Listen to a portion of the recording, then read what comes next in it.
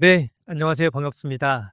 오늘은 평가절하되지 않는 삶을 위하여라는 주제로 경계를 넘어 새로운 정체성을 쓰고 있는 작가 두 분을 모시고 토크쇼를 진행할 텐데요. 사회를 맡은 조경일 작가입니다. 반갑습니다. 소설 데미안을 쓴 헤르만 헤세가 이런 이야기를 했습니다. 한 인간이 다시 태어나려면 그 세계를 파괴해야 한다. 새가 태어나려면 그 알을 파괴해야 되듯이 새롭게 태어나려면 자신이 갇혀 있는 세계를 파괴해야 한다라는 의미인데요. 여기 있는 저희 세 사람, 북한이라는 단절된 세계를 파괴했고 어쩌면 이방인으로 살고 있는 한 개의 세계인 현재 대한민국에서 새로운 또 작은 균열들을 내고 있는 그런 삶을 살고 있습니다. 오늘 이 시간은 그저 북한에서 온 작가들의 이야기를 넘어서 단지 고난받은 이야기들을 하는 것보다는 출신의 차이를 넘어서 각자 평가절하되지 않는 삶들을 어떻게 살아가고 있는지, 어떻게 자신들의 삶을 주체적으로 만들어가고 있는지 그런 이야기들을 한번 해보고 싶었습니다. 그래서 작가 두 분을 모셨는데요. 우선 외롭지만 불행하진 않아라는 책을 쓰고 불편한 관심을 쓴 이소원 작가님을 모셨습니다. 안녕하세요. 안녕하세요. 반갑습니다. 그리고 두 번째로는 이상한 나라에서 왔습니다라는 책을 쓴 오은정 작가님 모셨습니다. 안녕하세요. 예. 안녕하세요. 두 분 각자 짧게 자기소개 좀 부탁드립니다. 커피를 내리고 그림을 그리고 글을 쓰고 있는 사람 오은정이라고 합니다. 반갑습니다. 네, 저는 두 권의 책을 썼는데요. 보시면 외롭지만 불행하진 않아 그리고 불편한 관심 이제 두 권의 책을 썼고 지금은 회사 생활을 하면서 글을 쓰고 있는 사람입니다. 네, 반갑습니다. 두 분 각자 열심히 자기 본업이 있으면서도 또 글 쓰는 일을 놓지 않는 분들인데요. 우선 오늘은 한 세 가지 주제로 좀 이야기를 나눠보겠습니다. 세 가지 주제라기보다는 세 파트로 좀 나눠서 이야기를 할 텐데요. 우선 아무래도 현재를 살고 있는 이 작가들의 이야기가 좀 더 궁금한데요. 보통 북에서 왔기 때문에 북한에서의 이야기가 더 아마 궁금해질 수가 있습니다. 독자들 또는 시청자분들도 그럴 텐데요. 저는 그것보다는 오히려 현재부터 좀 질문을 해보고 싶은데요. 우선 공통 질문을 좀 드려보고 싶은데, 두 분은 요즘 하루 일과 중에 가장 뭐 좋아하는 시간이 있다면 언제인지, 글이 가장 잘 써지는 시간, 또는 뭐 그런 공간들이 있는지 궁금한데요. 어떠세요? 이성호 작가님부터 좀. 저부터 저는 지금 육아를 하고 있어 가지고 하루 중 가장 행복한 시간은 아이가 잘 때 아이가 잘 때 네 너무 행복하고요. 그리고 아이가 저를 보고 웃어 줄 때 정말 행복하고요. 글이 잘 써지는 시간은 남편도 자고 아이도 자고 모두가 잠든 시간 새벽 시간 네 혼자 있을 때 잘 써지는 것 같습니다. 많이 공감이 되네요. 저는 하루의 반 이상을 이곳에서 시간을 보냅니다. 이 카페에서 손님들을 만나고 응대하고 커피를 내리고 자비를 하면서 보내고요. 요즘 글을 못 쓰고 있어서 글이 잘 써지는 시간을 까먹고 있었는데 저는 여기서 손님이 없을 때 구석에 앉아서 혼자 쓸 때가 이제 집중이 좀 잘 되더라고요. 제가 썼던 이상한 나라에서 왔습니다라는 책도 이 공간에서 다 썼습니다. 사실 제일 중요한 건 마감인 것 같아요. 마감이 떨어지면 없던 집중력도 생기고 네 어디서든 잘 쓸 수 있으니깐요. 글 쓰시는 분들은 다들 아시겠지만 계획은 굉장히 촘촘하게 오래전부터 하지만 미루고 미루다가 출판사에서 "이날까지 안 주시면 안 됩니다."라는 알림을 줘야 저도 부랴부랴 쓰게 되더라고요. 오은정 작가님 여기 카페 사장님이시기도 하니까 또 카페에서 글을 쓰는 건 굉장히 잘 써지긴 하더라고요. 좋은 공간을 갖고 계신 것 같아서 예. 제가 단점을 말씀드려도 될까요? 다점이면 네. 막 집중해서 글을 쓰고 있는데 손님이 와요. 그러면 바로 와장창 아무래도 그렇네요. 네. 우선 다음 질문으로는 오은정 작가님께 좀 여쭤보고 싶은데 일단 책 제목이 이상한 날에서 왔습니다. 책 제목 자체가 조금 궁금해지는 제목이기도 한데요. 현재를 살아가면서 가장 재밌거나 또는 궁금한 것들 그런 것들이 좀 발견된 것들이 있는지 가령 한국 사회 살면서 나와는 좀 다른 습관 또는 다른 요소들을 특별히 발견한 것들이 있으면 무엇인지 좀 궁금한데요. 재미난 요소를 발견을 하려면 관찰력이 있어야 되지 네. 않습니까? 근데 제가 일상생활이 너무 생계에 쫓겨서 살기 때문에 주변을 관찰을 잘 못하고 살아요. 저의 많은 시간이 가게에서 일을 하고 외부에서 활동을 하는 게 아니다 보니까 주로 저는 이곳에 오는 손님들을 만나거든요.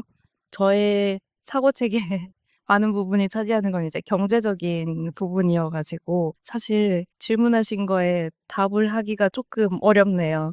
손님들을 아무래도 많이 만났을 테니까 여러 부류의 사람들을 만나는 것이고 보다 보면은 다양한 선글도 하고 보실 수 있을 것 같다는 생각도 듭니다. 이소원 작가님 같은 경우는 최근 혼자라서 참 좋다 이렇게 느낀 뭐 순간이 혹시 있는지 또 반대로 사무치게 사람의 온기가 그리웠던 순간 이런 것들이 있다면 요즘은 사람의 온기가 사무치게 그리운 적은 별로 없었던 것 같고요. 이제 계속 집에서 아이랑 같이 있다 보니까 문득문득 외로운 순간들은 있는 것 같아요. 사랑하는 사람이 옆에 있어도 사실 저희가 인간이라면 다 외로움을 느끼잖아요. 그 외로움이 어떤 외로움인지는 정확하게 말로 표현하기 좀 어려운데 문득문득 이렇게 외로움이 드는 순간들이 좀 새벽마다 좀 가끔 찾아오거든요. 그때 저는 글을 씁니다. 네. 새벽형 매 그렇습니다. 예. 저는 밤잠이 좀 많아서 새벽도 늦게까지 버티는 게 힘들더라고요. 육아를 하시니까 아무래도 아이를 재우고 나서 글 쓰는 시간들이 좀 더 필요할 것 같네요. 우리의 일상은 좀 평범해 보이긴 하지만 저는 여전히 부딪히고 있는 벽들이 좀 많이 있을 거다라는 생각을 좀 해봅니다.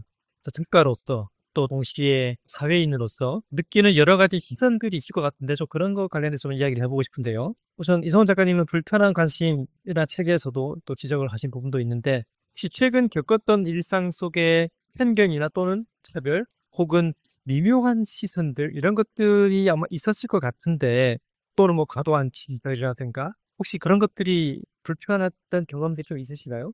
저 같은 경우는 웬만하면은 관심을 주면은 굉장히 다 감사하게 받아들이거든요. 왜냐면 그 사람이 어떤 마음에서 주는 관심이든 간에 받아들이는 사람 마음에 따라 달라진다고 생각을 하기 때문에 책에도 썼는데 저희 아파트 이웃분이 저를 여러 가지로 많이 괴롭혔거든요. 그래서 책 읽으면 아실 텐데 어쩌면 '이런 관심은 나한테는 굉장히 불편한 관심이 될 수도 있겠다.'라는 생각을 했었는데 하루 종일 저희 집에 누가 오는지 감시를 하고 있고 막 처음에 제가 이사 왔을 때부터 좀 관심을 와서 가져 주셔서 되게 감사하게 좀 받아들였어요. 제가 그 집에 들어갔을 때는 대학생 때니까 좀 어리죠. 집에 이제 딱 혼자 들어가니까 어떻게 이 집에 왔는지 너무 궁금해하는 거예요. 그냥 아이 쉽게 넘겼는데 끝까지 물어보는 거예요. 그래서 어떻게 들어왔는지 좋은 마음에 저한테 솔직하게 얘기를 했더니 그다음부터 그 호의가 무서움으로 이렇게 예 바뀌어서 오더라고요. 그전까지는 그런 경험을 해본 적이 없는데 이분 때문에 불편한 관심이 생긴 것 같긴 해요.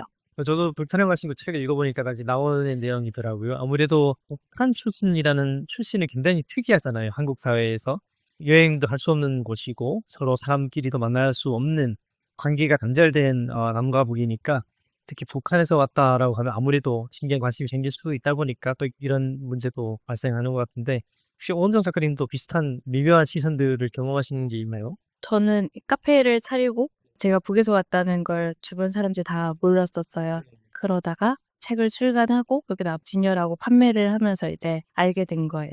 그냥 단골 몇 분 정도만 알고 계시다가 알게 되니까 이제 궁금해서 책을 읽으시고 질문하시고 하시는 분들이 생겼을 거잖아요. 과거랑 많이 달라지진 않았고 제가 북에서 왔다는 거 모를 때랑 다 좋은 사람들이었어서 그런 것 같긴 한데 더 많이 챙겨 주셨고 저의 어떤 백그라운드를 알기 전부터 이미 잘 챙겨 주셨던 분들이어서 알아도 그냥 대수롭지 않게 넘어가고 그런 분들이 많았어요. 추석이나 이럴 때 제가 고향에 못 가고 여기서 영업하고 있으면 뭐 과일 같은 거 갖다 주거나 딱히 뭔가 불편한 건 없었는데 가끔 단어 선택? 제가 북에서 왔다는 거 알고 나서 그 카페 탈북자 카페 이렇게 말할 때 거슬리는 게 있었어요. 제가 제 정보를 다 오픈하고 이곳을 영업을 하고 있지만 그런 단어가 조금 거슬릴 때는 있더라고요. 근데 그 외에는 딱히 불편한 관심이나 이런 거는 아직까지는 없습니다. 누군가를 우리가 설명하고자 할 때 그 사람의 어떤 상태라든가 주변 환경이라든가 뭐 배경, 직업 이런 것들로 서술을 하는데 저희 같은 경우는 탈북민, 뭐 탈북자 이렇게 출신과 정체성으로 수식을 하다 보니 그게 좀 듣기가 거북하기도 하고 좀 그런 미묘한 감정들이 저도 많이 들더라고요. 아마 저희가 다 경험하고 있는 것 같은 생각이 좀 듭니다. 또 이어서 오은정 작가님께 사회생활을 좀 하다 보면은 아무래도 북한 출신을 이렇게 밝혔을 때 또 밝히지 않았을 때 차이점들이 있을 것 같은데 그럴 때 어떤 변화들이 느껴지는지 있었을 것 같습니다. 혹시 그런 것들을 색깔로 좀 표현을 한다면 어떻게 표현을 하실 수 있을까요? 제가 그림을 그리지만 아마추어인데 처음에 저에게 다가올 때는 각양의 색 색이 있잖아요. 상대방도 뚜렷한 색깔이 있고 저도 색깔이 있었는데 저의 과거를 알고 나서는 경계선이 조금씩 서로 진한 노란색에 파란색이었다고 해도 부딪히는 접점에서 북한 이야기가 나오고 거기는 어때요? 탈북민들이 어떤 애로나 그런 걸 들으면서 조금씩 접점이 옅어지고 합쳐지는 보라색이 되어가는 그런 느낌이 들었어요. 나의 색과 너의 색이 만나서 이렇게 그게 이제 네, 희석이 서로 되는데 그게 전부가 희석되는 게 아니라 그런 만남의 면들이 많아질수록 그렇게 되는 느낌이 들어가지고 제가 사실 개인적으로 생각하는 건 그런 거를 많이 만들어야 된다고 생각을 하고 그게 저의 몫이라고 생각을 하거든요. 제가 유별나게 나서서 뭘 하는 것보다는 그러고 싶지도 않아서 제가 이곳에서 만나는 사람들 한 명 한 명에게 이제 북한에 대한 관심을 불어넣고 그렇게 저의 색과 그들의 색이 이렇게 서로 합치고 만나고 옅어지는 걸 만드는 공간을 이곳으로 목표로 삼고 있습니다. 이소원 작가님도 있으실 텐데요. 색감을 표현한다면 어떤 것이 있을까요? 북한 출신을 밝힐 때와 밝히지 않을 때 이런 변화들이 있을 것 같거든요. 그런 변화들을, 감정들을, 시선들을 색깔로 표현한다면 혹시 상대방의 색깔보다 제 색깔이 바뀌는 것 같아요. 여기 계신 분들은 제가 북한 사람이든 한국 사람이든 그렇게 중요하지가 않아요. 그냥 이소원이라는 사람 자체로 그냥 알고 있는데 고향이 북한이다라는 게 이제 밝혀지면 그냥 처음에 잠깐 놀랐다가 그냥 그뿐인 거예요. 그 말을 했을 때 제가 이제 편해지는 거죠. 말을 안 했을 때보다는. 그래서 제가 개인적으로 노란색을 좋아하는데 말하기 전에 색깔이 조금 차가운? 저는 좀 파란색이 좀 차가운 색깔로 느껴져서 차가운 색깔인 좀 파란색이라고 하면 제가 이제 출신에 대해서 얘기를 했을 때 좀 더 이제 노란색이 제가 좋아하기도 하고 노란색이 좀 더 따뜻한 것 같아요. 제가 봤을 때는. 그래서 좀 '노란색이지 않을까?' 이런 생각을 좀 해 봅니다. 두 분 다 좀 비슷한 이야기이신 것 같은데요. 저 같은 경우는 밝히기도 하고 어떨 때는 밝히지 않고 이야기하다가 중간에 밝히기도 하는데 색깔로 굳이 표현하면 저는 무지개인 것 같아요. 밝히는 순간 미묘하게 감정 변화들이 무지개 색깔처럼 여러 가지 색깔들이 왔다 갔다 왔다 갔다 다양한 감정들이 막 이렇게 나오는 것들이 느껴지는 것 같은 그런 생각이 좀 들더라고요. 그래서 궁금했습니다. 두 분은 어떠신지. 또 이어서 두 분은 저를 보면서 정체성을 밝히고 글을 쓰다 보니까 아무래도 최근에는 탈북 작가 뭐 이렇게 수식 얘기도 하는데요. 북한 출신 작가라는 이 수식어가 때로는 저희를 알리는 무기가 장점이 되기도 하지만 또 어떨 때는 우리의 그 한계를 가두는 기능을 하지 않을까라는 생각도 가끔 듭니다. 두 분은 어떠세요? 탈북 작가라는 말은 거의 안 쓰는 것 같아요. 네, 말씀하신 것처럼 탈북 작가라는 말을 쓰는 순간 탈북에 관해서만 써야 될 것 같고 뭔가 그 과정에 관해서만 써야 될 것 같고 그 틀 안에 너무 갇혀 있는 것 같은 느낌이 들어서 탈북 작가라는 말은 잘 안 쓰는데 그럼에도 불구하고 저를 탈북 작가라고 칭하는 곳이나 분들이 있다고 하면 그거를 깰 만한 어떤 글을 다시 써야 된다고 저는 생각을 합니다. 네. 사실 저희가 원해서 탈북 작가라는 수식어를 쓰는 사람은 없을 거라고 생각해요. 저희가 출신이 밝혀지다 보니까 사람들이 대중이 수식을 붙여주는 것 같은데 그러다 보니까 아무래도 조금 더 그런 저항이 있지 않을까라는 생각이 듭니다. 오은정 작가님은 또 그런 비슷한 감정이 있나요? 네. 이게 양면의 칼이어가지고 이점도 있지만 내가 감당해내야 될 무게도 있어가지고 사실 책을 낼 때 필명을 새로 만들어서 낼까 고민도 했었습니다. 근데 이야기가 북한 이야기여서 그리고 이한 북한 이야기를 썼는데 많은 사람들이 읽었으면 좋겠는데 그게 사실 정체성이 드러나지 않고 그냥 익명으로 나왔으면 이 책이 그만큼의 호응을 얻을 수 있을까라는 이제 여러 생각하에 제 이름을 본명을 쓰기로 했거든요. 저의 정체성이어서 탈북 작가라는 그 어떤 틀을 벗어나려면 제가 이제 헤르만 헤세 말처럼 저의 세계를 깨고 나와야만 하는 거라 저의 의무이자 이제 남은 숙제인 것 같아요. 북한 출신이기 때문에 붙여진 이런 수식어가 없어지는 날까지 아마 이런 고민들은 있을 것 같아요. 아무래도 탈북 작가, 북한 출신 작가니까 이러이러한 글들을 쓸 거야, 이러이러한 내용일 거야, 이렇게 지레짐작하는 것들이 아무래도 있을 수밖에 없거든요. 어느 사회나 아마 비슷할 것 같아요. 출신이 다른 또는 그 출신이 사회적으로 이방인 또는 소수자의 입장에 있다면 모두가 비슷한 경험들을 할 것 같은데 저는 오히려 저희의 다른 출신이 글의 성격을 많은 부분에서 특정짓기도 하지만 오히려 새로운 관점이라든가 새로운 주제, 새로운 생각들을 펼칠 수 있는 장점이 될 거다 이런 생각을 좀 하거든요. 넘어가서 혹시 두 분은 지금의 나를 가장 잘 설명하는 세 가지 단어가 있다. 그 세 가지 단어를 뽑는다면 어떤 게 있을까요? 키워드요. 지금 불현듯 생각나는 단어는 엄마고요.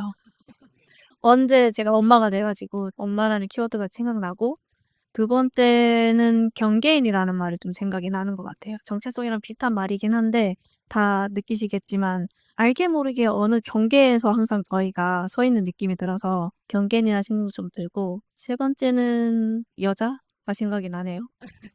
네. 엄마, 경계인, 여자. 예.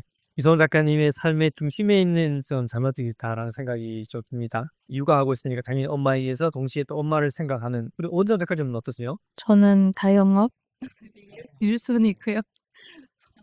그리고 작가라는 이름을 좀 탐이 나서 열심히 쓰고 싶은 마음이 있어서 작가. 그리고 저의 어떤 정체성. 네, 마지막 세 번째 단어는 정체성이에요. 자영업, 작가, 정체성. 자영업이라는 단어는 실존적인 문제죠. 네, 먹고 사는 게 다들 갖고 있는 가장 최우선인 고민이니까 공감이 됩니다, 많이. 저 같은 경우는 일단 저도 정체성이라는 단어, 아무래도 정체성을 좀 더 연구를 하고 이 관련된 이야기를 하다 보니까 정체성이라는 키워드 그리고 경계인 저도 두 경계를 넘었으니까 그 경계에서의 이야기들이 우리 사회에 의미가 있지 않을까라는 생각이 있어서 최근 그런 연구들 좀 많이 받고 있습니다. 최성이라는 단어가 저는 좀 제 요즘의 키워드인데 어떻게 하면 나의 삶을 주체적으로 만들 수 있을까? 어떻게 우리가 구체적인 목소리를 만들 수 있을까? 그 당사자가 될 수 있을까? 이런 고민들을 합니다. 각자 단어가 조금씩 달라도 결국은 관통하지 않는가라는 생각도 좀 듭니다. 우리는 매일 같은 공간을 거닐고 있지 않습니까? 이게 서울이든 뭐 경기도든 어디든 간에 대한민국의 어느 도시에 한복판 같은 시대를 지금 걸어가고 있는데 하지만 여전히 보이지 않는 경계를 우리가 걷는다라는 느낌을 받을 때가 한번 있을 것 같습니다. 두 분도 말씀하셨고 저도 그런 경계를 계속 이제 경험을 하고 있는데요. 경계를 걷는다는 건 어떻게 보면 불안정하다라는 인상도 주는데 오히려 두 분을 보면서 저는 이 경계를 걷는 게 오히려 양쪽의 장단점을 이야기할 수 있는 강한 강점이 되지 않는가라는 생각이 들어서 경계를 넘어 새로운 접근성, 새로운 글을 쓴다는 게 저희만이 가질 수 있는 장점이지 않을까 이런 생각을 해봅니다. 현재를 살고 있는 오늘의 이야기를 좀 해봤는데요. 파트 2로 넘어가서는 우리를 만들었던 그곳, 과거의 이야기들을 좀 해보겠습니다.